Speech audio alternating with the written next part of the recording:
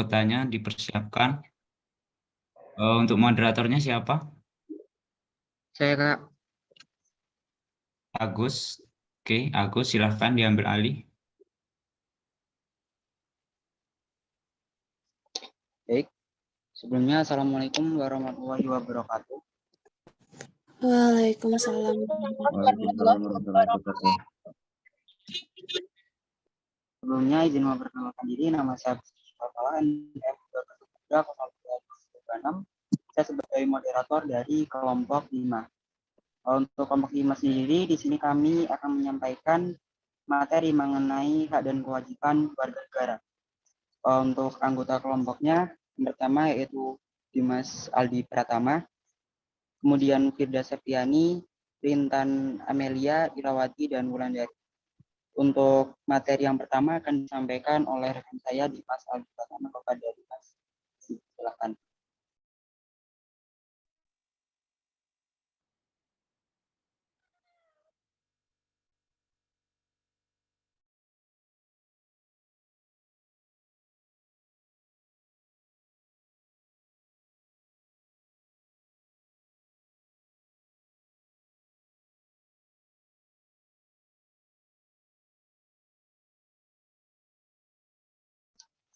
Slide-nya Nopal.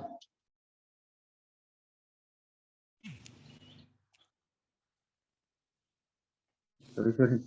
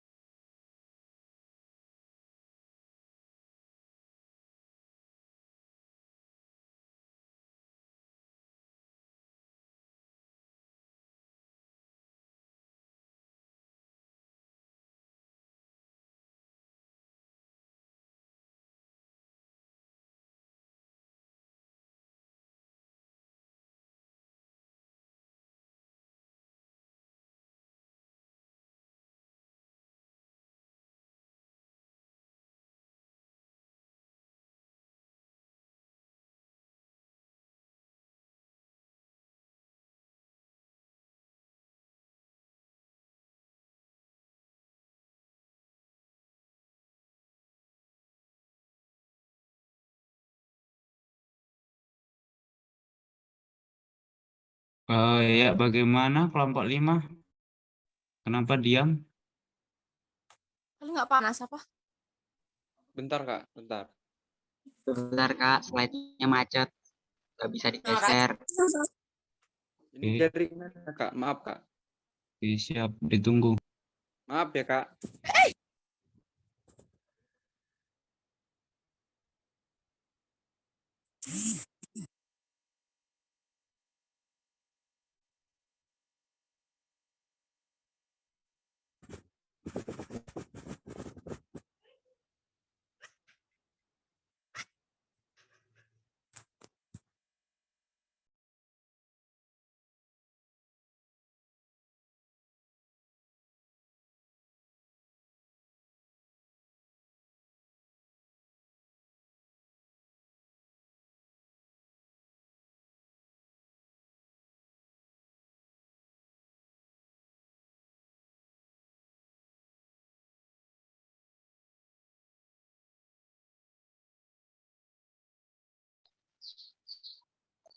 Baik, untuk Dimas dipersilahkan.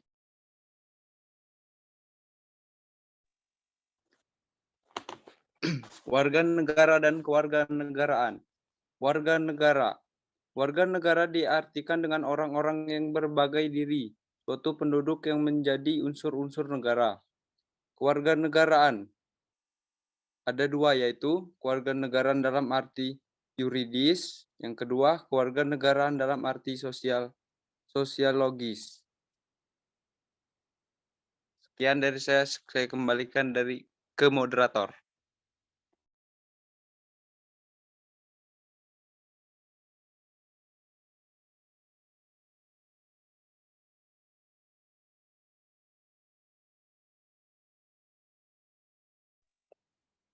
Baik, saya akan membacakan materi kedua tentang hak dan kewajiban warga negara. Hak dan kewajiban warga negara. Hak dan kewajiban warga negara dalam kehidupan kenegaraan maupun hak dan kewajiban seseorang dalam kehidupan pribadinya secara historis tidak pernah dirumuskan secara sempurna karena organisasi negara tidak bersifat statis. Artinya organisasi negara itu mengalami perkembangan sejalan dengan perkembangan manusia.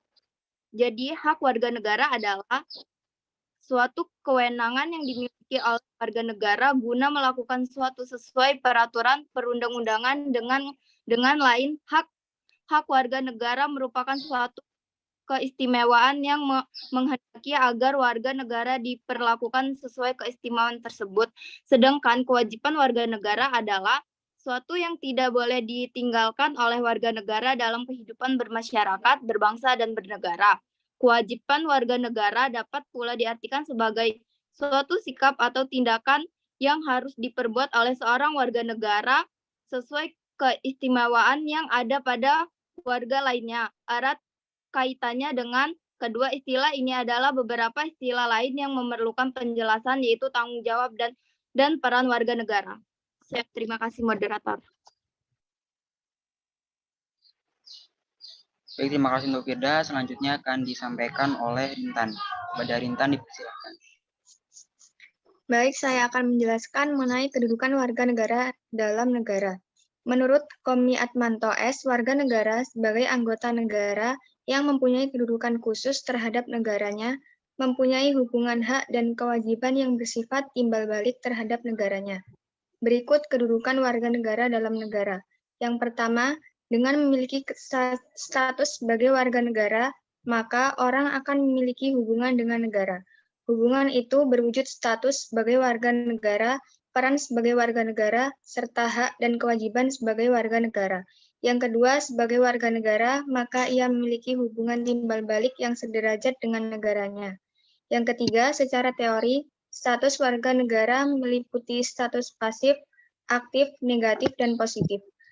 Di samping kedudukan, warga negara juga mempunyai peran dalam negara, di mana dalam konteks kedudukan sesuai dengan paparan peran warga negara yang dijamin dalam undang-undang agar mempunyai kedudukan antara hak dan kewajiban sebagai warga negara dan memiliki hubungan timbal balik dengan negara.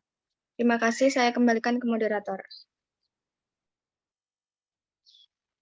Baik, terima kasih untuk Rintan. Untuk selanjutnya akan disampaikan oleh Irawati. Kepada Ira dipersilakan.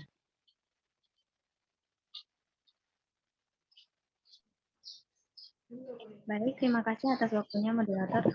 Di sini saya akan menjelaskan tentang hak dan kewajiban warga negara. Sebagai seorang warga negara, kita harus memahami hak dan kewajibannya.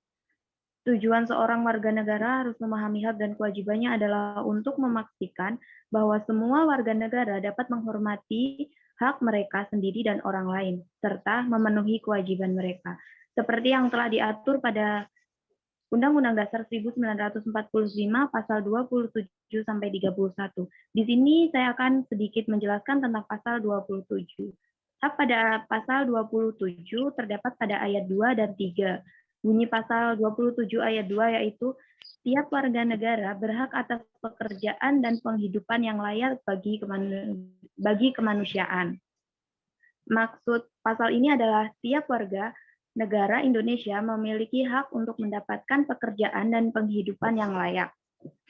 Sedangkan bunyi pasal 27 ayat 3 yaitu setiap warga negara berhak dan wajib ikut serta dalam upaya pembelaan negara.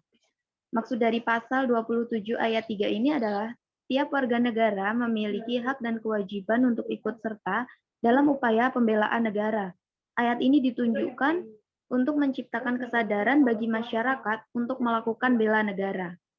Sedangkan pasal 27 ayat 1 sendiri mengatur tentang kewajiban seorang warga negara, yaitu berbunyi segala warga negara bersamaan kedudukannya di dalam hukum dan pemerintahan, dan wajib menjunjung hukum dan pemerintahan itu dengan tidak ada kecualinya. Maksud pasal 27 ayat 1 ini adalah tiap warga negara Indonesia memiliki kedudukan yang sama dalam hukum dan pemerintahan. Artinya yaitu bahwa tiap warga negara memiliki hak untuk dibela, diperlakukan sama di mata hukum, serta mendapat keadilan. Sekian, terima kasih. Saya kembalikan ke moderator. Baik, terima kasih untuk Irawati. Untuk selanjutnya akan disampaikan oleh Wulandari. Kepada Wulan dipersilahkan. Baik, selanjutnya pelanggaran hak dan kewajiban warga negara. Faktor pertama, sikap egois. Setiap orang mempunyai hak dan kewajiban. Tetapi jika seseorang selalu menuntut haknya tanpa memenuhi kewajibannya, maka akan terjadi pelanggaran. Sikap egois tidak akan memikirkan orang lain dan akan melakukan apa yang diinginkannya. Seseorang dengan sikap egois akan melakukan berbagai agar hak-haknya dapat terpenuhi. Selanjutnya, faktor penyebab terjadinya pelanggaran hak dan kewajiban warga negara berasal dari instalasi maupun aparat negara. Di antaranya, sikap kurang tegasnya aparat penegak hukum yang memegang peranan penting dalam bernegara dan bermasyarakat, sehingga harus tegas menanggapi permasalahan yang ada. Selanjutnya adalah faktor-faktor penyebab masyarakat untuk melakukan tindakan tersebut adalah kurangnya pemahaman dan kesadaran masyarakat tentang hukum, kekhawatiran masyarakat tentang kasus pencurian yang tidak pernah terungkap, penegakan hukum yang lemah, dan ketidakpercayaan masyarakat kepada penegak hukum. Selanjutnya, upaya yang dapat dilakukan untuk mengatasi berbagai kasus pelanggaran hak dan pengiklaran kewajiban warga negara. Yang pertama, supremasi hukum dan demokrasi harus ditegakkan. Pendekatan hukum dan pendekatan dialogis harus dikemukakan dalam rangka melibatkan partisipasi masyarakat dalam kehidupan berbangsa dan bernegara. Yang kedua, mengoptimalkan peran lembaga-lembaga selain lembaga tinggi negara yang berwenang dalam penegakan hak dan kewajiban warga negara seperti Komisi Pemberantasan Korupsi atau yang sering kita sebut KPK. Yang ketiga, peningkatan kualitas pelayanan publik untuk mencegah terjadinya berbagai bentuk pelanggaran hak dan pengiklaran kewajiban warga negara oleh pemerintah. Baik, sekian dari saya kembalikan kepada moderator. Baik, terima kasih untuk teman-teman yang sudah menyampaikan materinya. Untuk selanjutnya di sini kelompok 5 membuka pertanyaan bagi rekan-rekan yang ingin bertanya mengenai materi hak dan kewajiban warga negara. Kami membuka 3 orang penanya. Silakan untuk teman-teman yang bertanya untuk raise hand.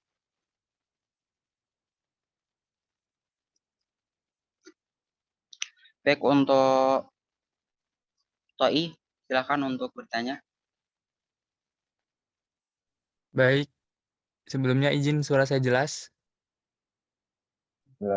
Jelas. Baik, izin memperkenalkan diri. Nama saya Muhammad Toiyaf Ma'aruf dengan NPM 2213032017. Di sini saya ingin bertanya, warga negara kita masih banyak yang belum menyadari betapa pentingnya kewajiban yang harus dijalani sebagai warga negara. Demi kemajuan negara, sebutkan kewajiban apa saja yang harus dijalani warga negara serta berikan contoh pengingkaran kewajiban warga negara.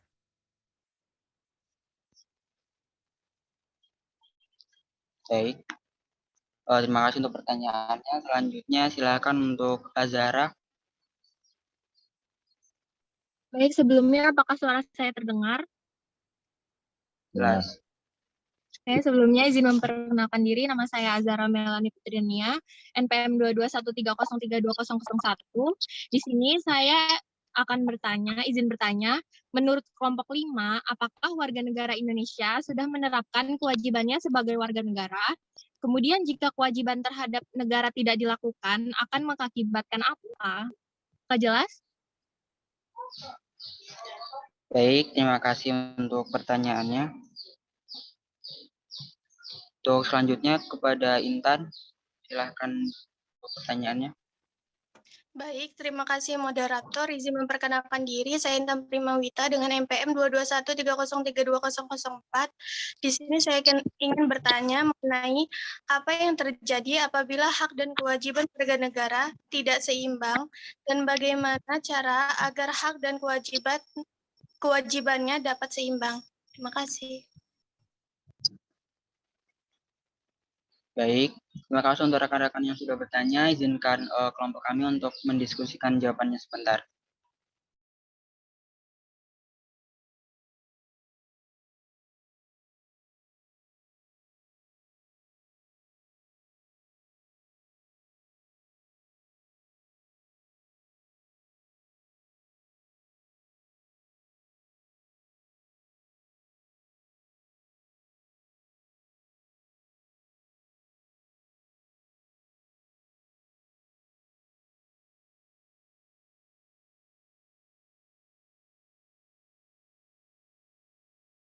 Pertanyaan yang pertama, pertanyaan dari Toi akan dijawab oleh Wulandari. Untuk Wulan, silahkan dijawab pertanyaannya. Baik, saya akan menjawab pertanyaan dari Toi. Pertanyaannya, mengapa warga negara kita masih banyak yang belum menyadari betapa pentingnya kewajiban yang harus dijalani sebagai warga negara? Sebutkan kewajiban apa saja dan contohnya ya. Baik, di sini saya akan menjawab. Yang pertama adalah kewajiban publik, yaitu kewajiban yang mematuhi hak publik dan kewajiban perdata timbul yang dari perjanjian berkorelasi dengan hak perdata. Yang kedua, kewajiban positif dan negatif, yaitu kewajiban yang menghendaki dilakukannya sesuatu sedangkan kewajiban negatif tidak melakukan sesuatu. Yang ketiga, kewajiban universal atau umum, yaitu kewajiban yang ditujukan kepada semua orang. Yang keempat adalah kewajiban primer, adalah kewajiban yang tidak timbul dari perbuatan melawan hukum. Selanjutnya adalah contoh pengikraran kewajiban warga negara. Yang pertama, tidak membayar pajak. Yang kedua, melawan hukum. Ketiga, tidak menjaga ketertiban. Keempat, melanggar aturan yang berlaku. Yang kelima, tidak ikut pertahanan NKRI. Yang keenam, berperilaku anarkis. Yang ketujuh, tidak menjaga persatuan dan kesatuan. Yang kedelapan, mengkhianati negara. Apakah bisa dipahami? Terima kasih, bisa dipahami. Oke. Baik, terima kasih Wulandari untuk jawabannya. Dari rekan-rekan semuanya, apakah ada yang akan menyanggah jawaban dari Wulandari apabila dirasa kurang atau ingin menambahkan?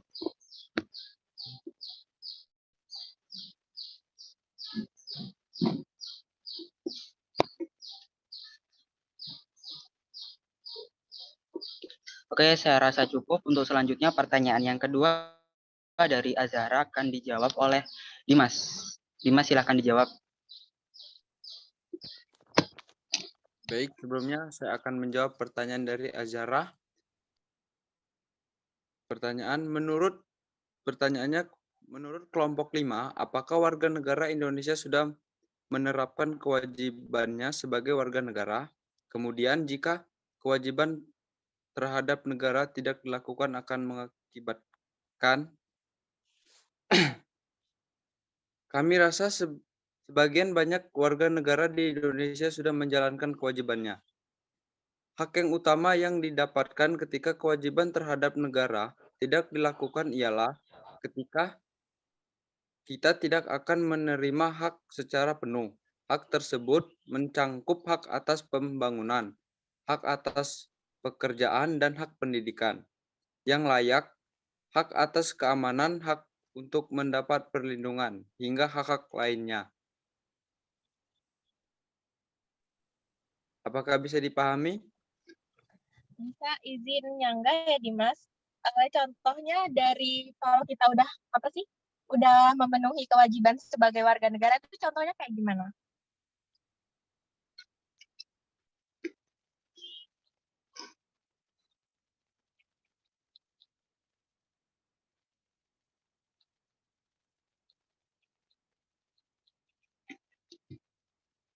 Silakan Dimas untuk ditanggapi.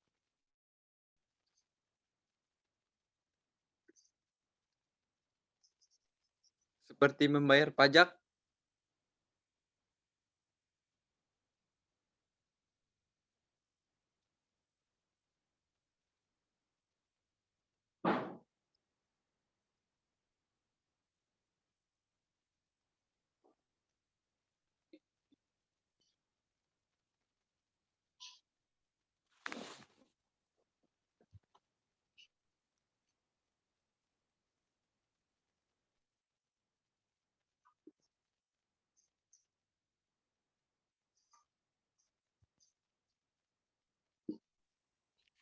gimana tadi Ara?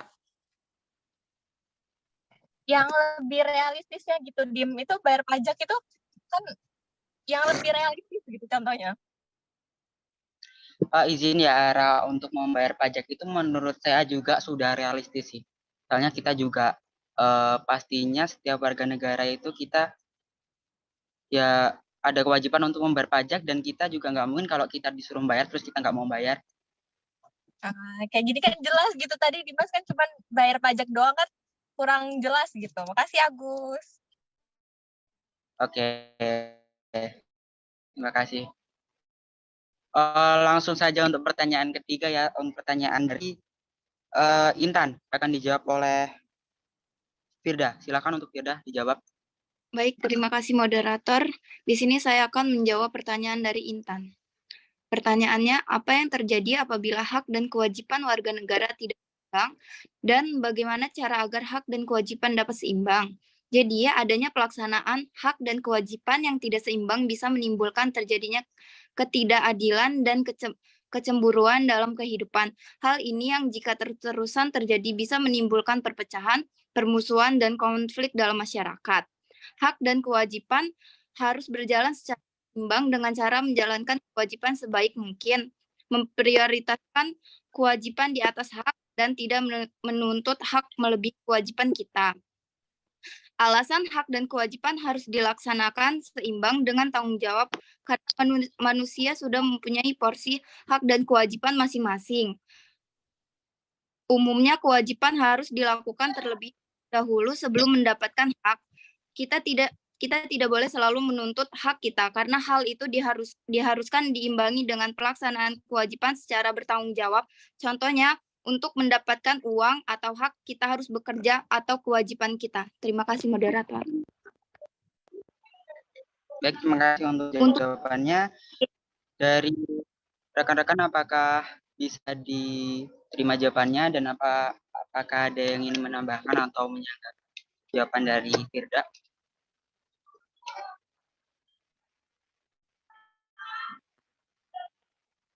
Izin moderator. Baik, silakan.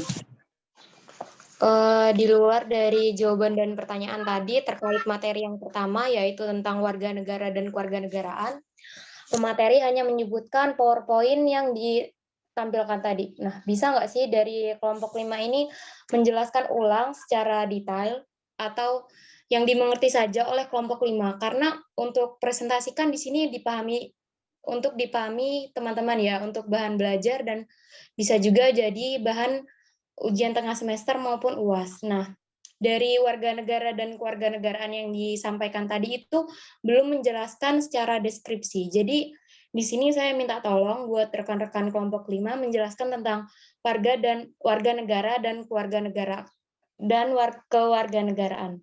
Terima kasih.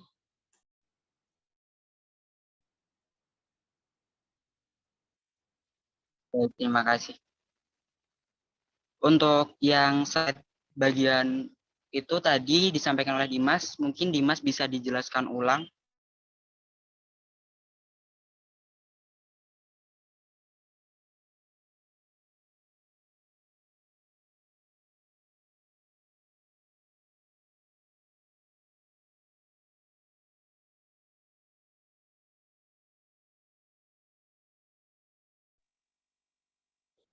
Sebentar, minta waktunya 10 menit.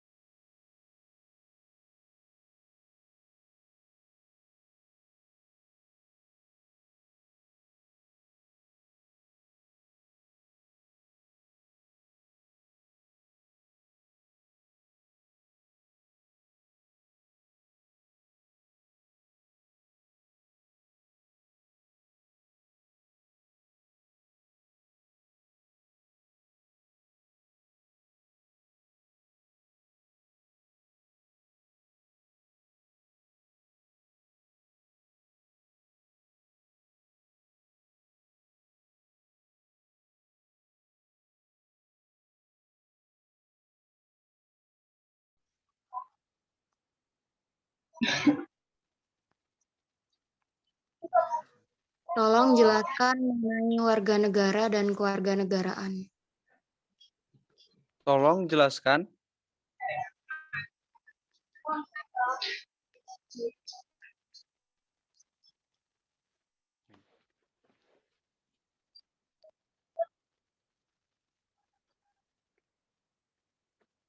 Kewarganegaraan adalah segala hal yang berhubungan dengan negara. Pengertian kewarganegaraan dibedakan menjadi dua, yaitu 1. Kewarganegaraan dalam arti yuridis. Kewarganegaraan dalam arti yuridis ditandai dengan adanya ikatan hukum antara orang-orang dan negara. Adanya ikatan hukum itu menimbulkan akibat-akibat tertentu, yaitu orang tersebut berada di bawah kekuasaan negara yang bersangkutan, tanda diri adanya ikatan hukum, misalnya akte kelahiran, surat pernyataan, bukti kewarganegaraan, dan sebagainya. 2. Kewarganegaraan dalam arti sosiologis. Kewarganegaraan dalam arti sosiologis tidak ditandai dengan ikatan hukum, tetapi ikatan emosional, seperti ikatan perasaan, ikatan keturunan, ikatan nasib, ikatan sejarah, dan ikatan tanah air.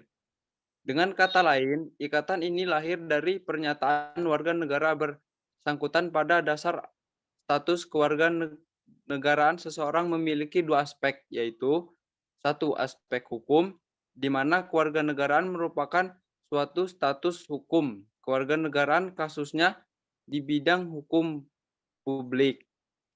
2. Aspek sosial, di mana kewarganegaraan merupakan suatu keanggotaan suatu bangsa tertentu, yakni sekumpulan manusia yang terkait suatu dengan lainnya karena kesatuan bangsa, kehidupan sosial, budaya, serta kesadaran nasional. Gimana, Aisyah? Oke, terima kasih atas penjelasannya.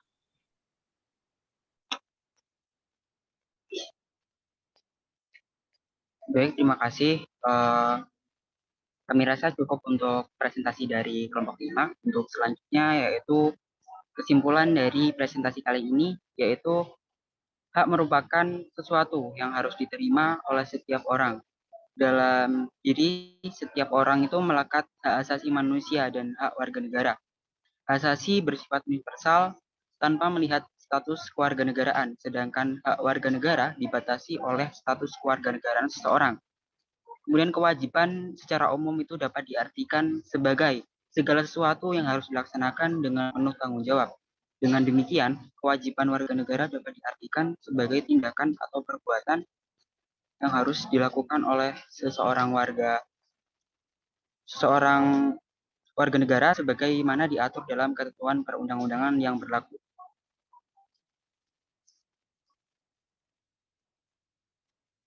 Cukup sekian presentasi dari kelompok 5. Kurang lebihnya mohon maaf. Kami akhiri. Wassalamualaikum warahmatullahi wabarakatuh. Waalaikumsalam warahmatullahi wabarakatuh.